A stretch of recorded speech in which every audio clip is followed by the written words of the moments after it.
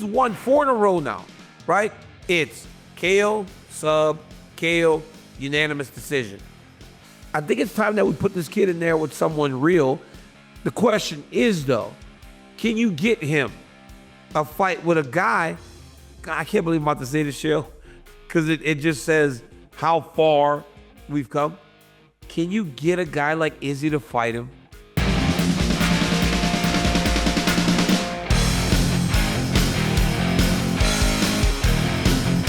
What's up, guys? Welcome to a brand new episode of Good Guy, Bad Guy. I'm Daniel Cormier. That's my good friend Chael Sonnen. Chael, another week of The Ultimate Fighter, and boy, the process is tough. In the beginning, a lot of two-a-days. We get 7-8 days in. Dudes are like, yo, the PI is looking very, very nice right now. How's it going for you over there? I'm having largely the same experience, and I do find it fascinating. Like, if we get all the guys together on day one, and they had a way to establish the winner, whoever that winner would be, 10 days later, I believe somebody else would win. And 10 days after that, I believe somebody else would win. And ultimately, towards the end, it's the last man standing. And there's a lot more mental to this side of the sport than there is physical. It's quite an experience. It's a great experience, man, but the boys are getting run down. And for us, it honestly feels like Groundhog's Day walking in to the PI every single day to go through these training sessions. But it has been fun. The one thing that has helped over the course of the last couple weeks is, one, having the fights at the Apex. 2 weeks ago, I was able to go and watch with my team, watch Jared Cannonier have a great performance. But then last weekend, the UFC went to Seattle, right? And they went to a place we hadn't been in a really, really long time. But not only that, they went in front of one of the hottest crowds that you might have seen in a long time. You know, Chael, in professional wrestling, which you and I both love, we talk about hot crowds. That means the crowd that's into it, they're loud. They're Puerto Rico, when Bad Bunny fought Damian Priest last year, was one of the best crowds I've ever seen at a WWE event. Paris, France, when the UFC went the first time, was crazy when Cyril Gane beat Tai Tuivasa. Last weekend felt like that, Chael. And not only was the crowd hot, the crowd had to be hot because 7 prelim fights, 7 finishes. How good was it, Chael, to see the UFC have a fight night in a place that doesn't get it often, but also like a week removed from the Apex, the difference in the energy in the fighting arena that those kids, the guys competed in the last weekend. And Daniel, it's literally what dreams are made of. Like, I will tell you my young jealousy. The UFC came to Portland one time. I got put on the card. I ended up coming off the card for a last-minute replacement, and I never got to go back. And I mean, when I just watch these guys, these Northwest guys, Ricky Simone comes to mind, Austin Vanderford comes to mind. It is such an experience for them. And business-wise, I've been surprised. When the UFC built an Apex, I thought they would play the Apex more often than not, but that's not true. They're on the road more often than they stay at home, and it's awesome. It's an awesome way to build a market. The media gets excited. The athletes campaign to be part of it. It's truly what dreams are made of. I went to Columbus, Ohio a couple of years ago, and I could not believe the amount of people that were there from fight number 1. And it felt like that in Seattle, Washington last week, and the people were excited, and the fighters fed off that energy, and they got to go out there and do what they were supposed to do, and we got a great fight night for it. But it was centered around Henry Cejudo taking on Song Yadong. Dude, it's one of the weirdest fights, because the fight's happening. It's very competitive. Henry gets eye poked. The fight ends on the eye poke. Now, I have seen on multiple occasions an eye poke or a low blow get used in very opportunistic ways. So there's a guy named Chris Barnett. His name is Huggy Bear. Has a horrible story, lost his wife and all kinds of other stuff. But when he first came back to the UFC, he was getting his butt kicked. He got either eye poked or a low shot. And you could see him playing the gimmick. Diego Sanchez. You remember when Diego Sanchez did that in New Mexico? When that guy hit him low and he kneed him on the ground. He kneed Diego. Diego's on the ground like 29, 28. He's like, it's not 1 round 1. If I go down, the Diego finally just decides, yeah, he's won. I'm done. Guy gets disqualified. Diego gets his hand raised, and he stood up there and he raised his hand. Did it feel like Henry Cejudo was playing that game, like trying to figure, man, maybe I won, right? You know these rules better than me, Chael. So explain them to me as you were trying to explain to me before. Like, how did they end up going to the scorecards? And was Henry trying to play the game? And you gave me nostalgia referencing back to the Diego Sanchez reference. Damn, I get hit below the belt all the time. And you know what? I never complain. I never complain because the size of the target, like I feel how easy that would be for somebody to do. So I just take it and I move on. This is tough. When you ask if Henry was playing the game, this is tough because I'm essentially accusing possibly the greatest combat athlete of all time of cheating, of quitting and quitting. That is just so unlike Henry. I mean, truly so unlike Henry in the way that he did play it. I mean, this is a guy who has walked through fire many times. This is a guy who walked through fire at 20 years old to become an Olympic champion. It didn't seem like he was willing to walk through fire this night. I can't go any further. Only he would know how bad that would hurt. But that was not like the Henry Cejudo that I've seen in the past. That's as fair as I can say it. And as nice as you can say it. So I poked suck, right? I got poked in the eye really bad against Stipe. And I just kept fighting because I knew probably the last time I was going to fight ever. So you want to kind of live in that. Henry gets eye poked and it does suck. And then when the referee's going through the process, Chael, as you were telling me, it's either it was illegal or it wasn't or something like that, right? Henry gets eye poked. That is an illegal move. I don't know, though, that it warranted a disqualification. And because it didn't warrant the disqualification, they went to the judges' scorecards and Henry lost. I watched some reactions online to people while it was happening, and a lot of the reactions, and these are people that I follow on Instagram, so they're kind of like my friends and people that might like Henry because of the connection in the wrestling, they thought Henry won the first 2 rounds to be able to win a decision. So, you know, he didn't, and now he's in a position. And I don't know what happens now for Henry Cejudo. Very complicated. And to go back to the rules, Daniel, I think you and I are maneuvering through this just a little bit because it's so hard to recreate for the audience. But 3 rounds had been completed. Jason Herdog, who was the official, decides to do what's called a start and stop, which means he's going to stop the 4th round just for a technicality, stop it instantly so that the unified rules allow you to go to the cards. I called Big John McCarthy this morning. I said, John, I need a quote. This isn't off the record. This is on the record. And John informed me that the only confusion is because they were in the state of Washington. Are they going to go by Washington rules? However, the UFC clearly wants to go under the unified rules. And with that authority in mind, he said Jason Herdog's decision was perfect.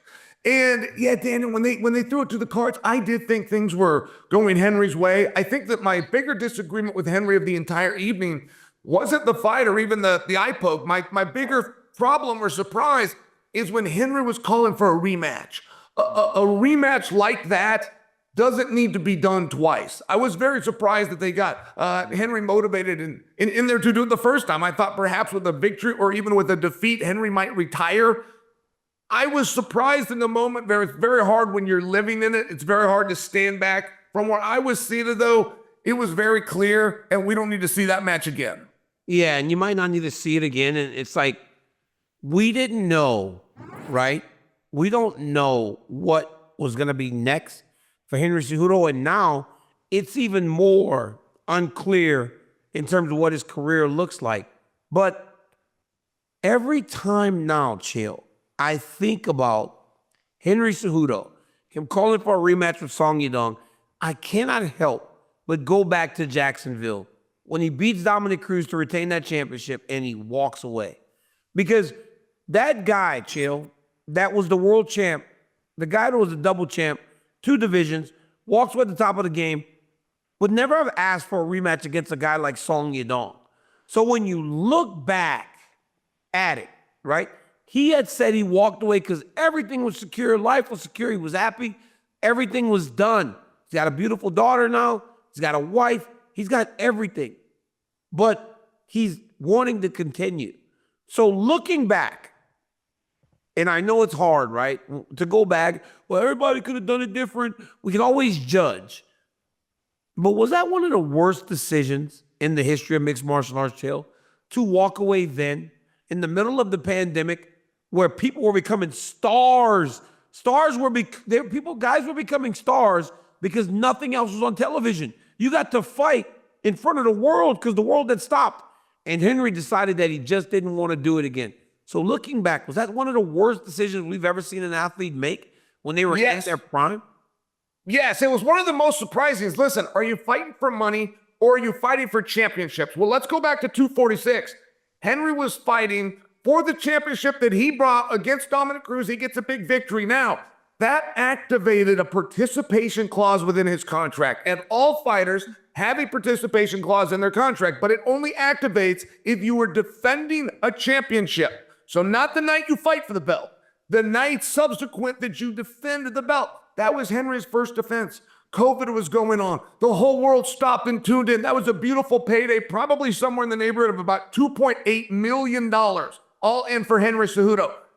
When he gave the belt back and then say he wants to return, even if he returns to a main event or a title shot, he's not defending the belt, and instantly the participation part is gone. So his whole career, he's been just trying to chase to get back to the very spot that he was in when he put the belt down and walked away in the first place. And Daniel, I didn't think it was sincere. I remember that night. That night he dropped the belt and said, I'm moving on with it. Dana was very reserved. And Dana said he can always take that back. Dana was in Florida. He said, I'm going to fly back to Vegas, and on Tuesday morning, I'm going to make a title fight at 135. If Henry's still the champion, I'm going to be finding him an opponent. But if he's not, I'm going to find two new guys for the vacated belt. And it was as calm as that. And sure enough, the clock kept ticking.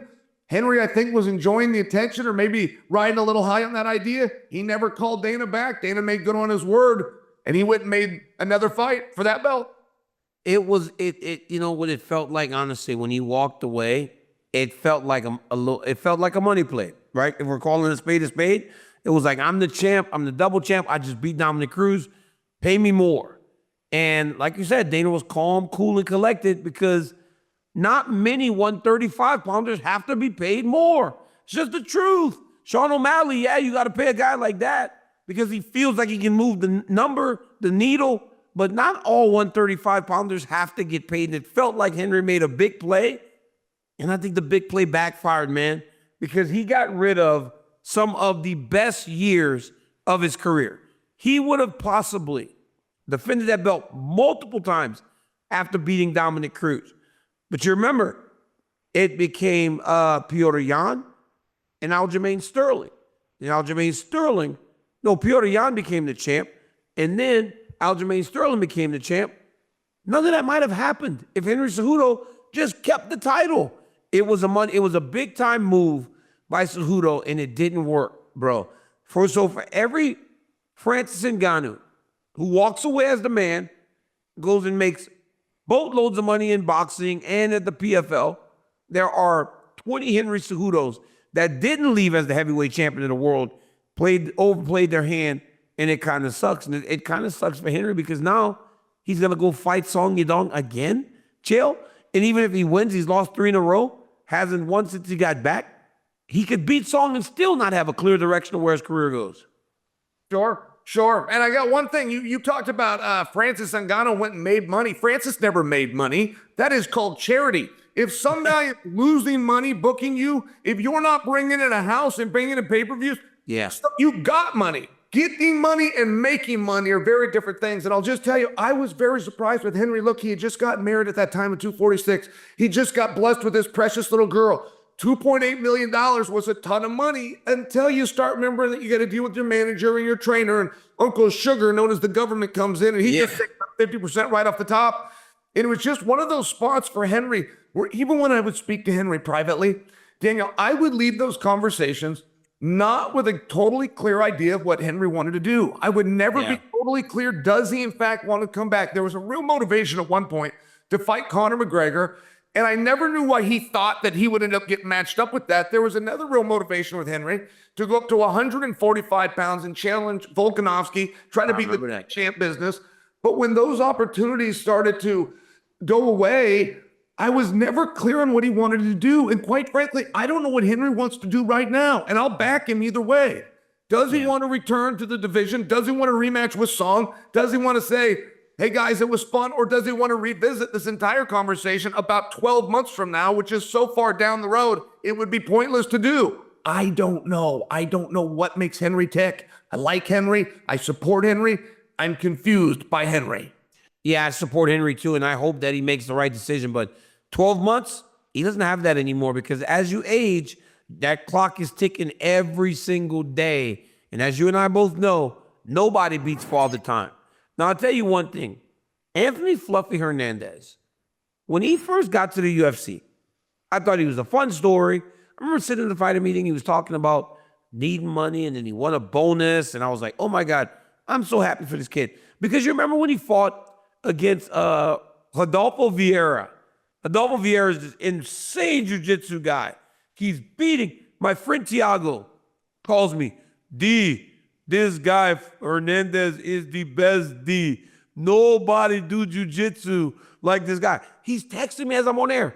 Fluffy Hernandez submits him. He was so exhausted. It was the funniest thing I've ever seen in my entire life.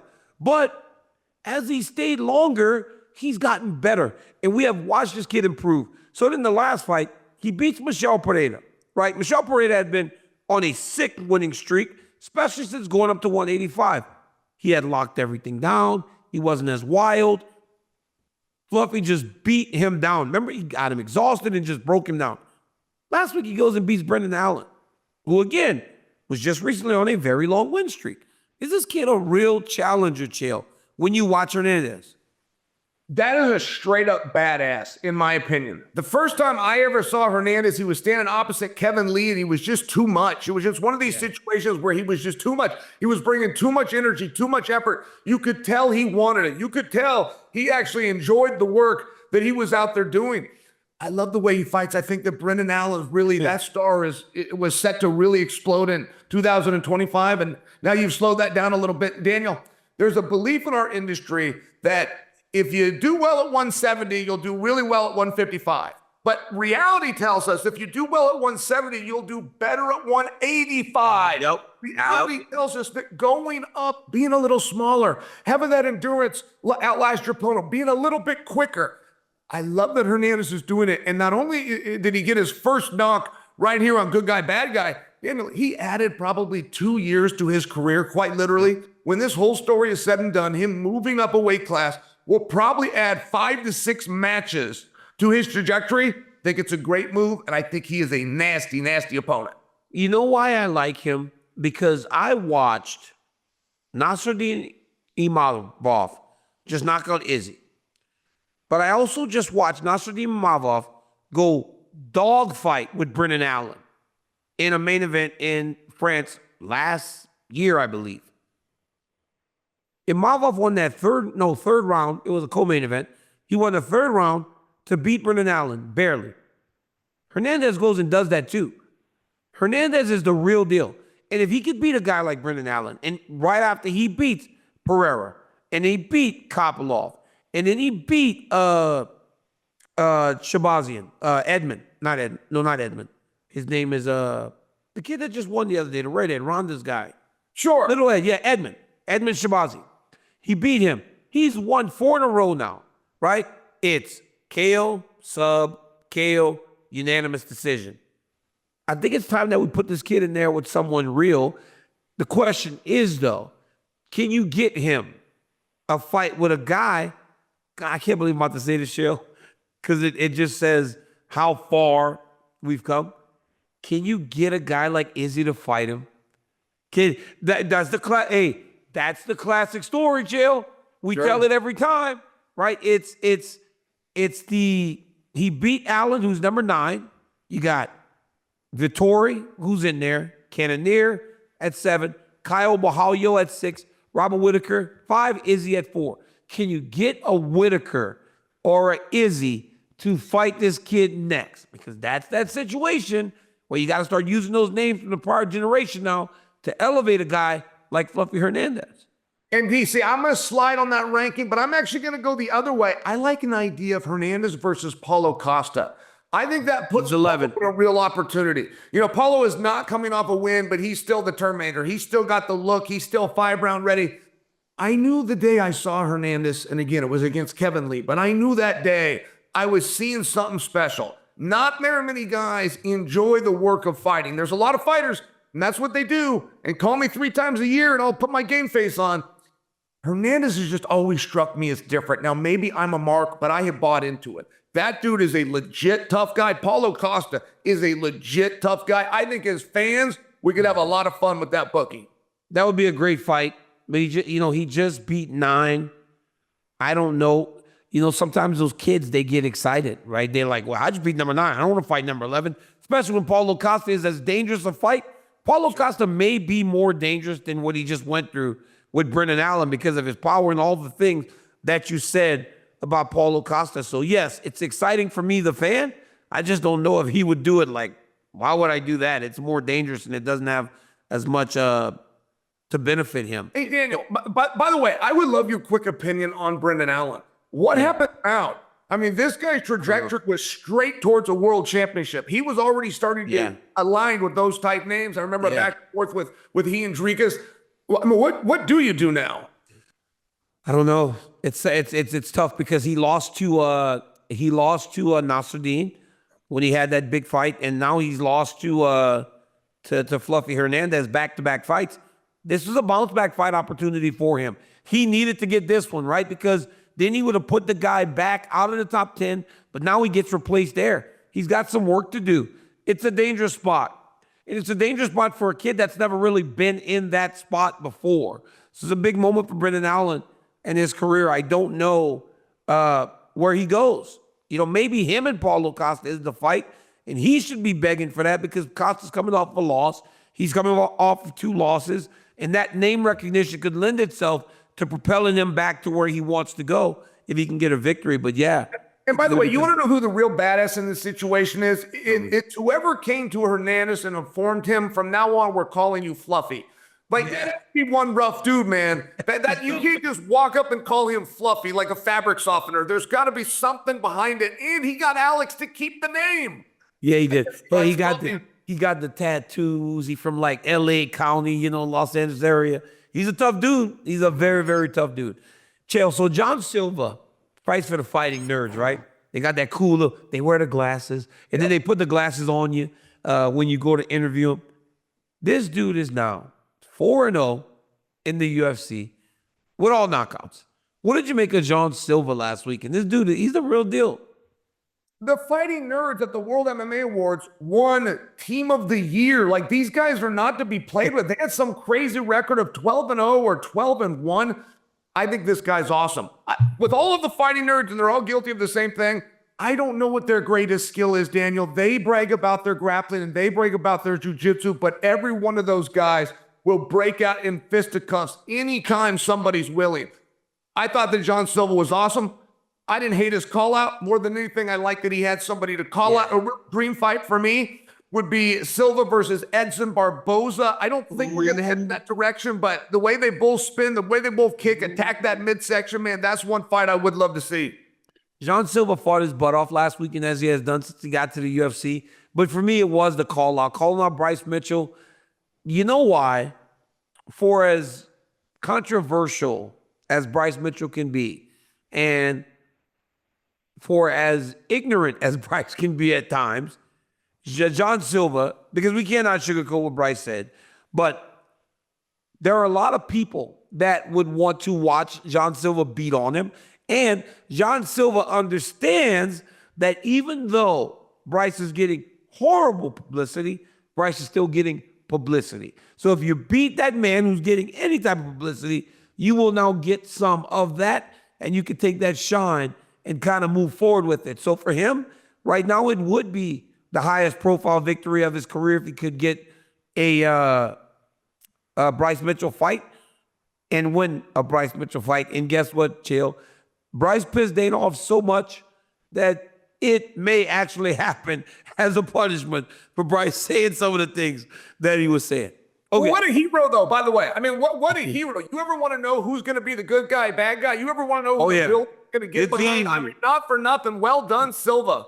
Yeah, this is an easy one, right? You get to play Superman. Hey, with those little glasses, the fighting nerds, he'd be the Brazilian Clark Kent going to try to beat Bryce Mitchell. It's so bad. It's so bad. Hey, so it's so bad. Bad. You know, it is. It's such a tiptoe situation. I got a degree in sociology. I will never stop at a landmine. Like, you don't meet guys with a sociology degree that get to brag about it, but I will never step in a landmine. Socioeconomic, gender, race, religion. I'm trained in it. I would rather get off this topic, quite frankly. At this point, I'm feeling uncomfortable. I'll take my little sociology and I'll be over here in the corner. Get back to me when the topic on Bryce is over. Yes. Okay. Austin Vanderford.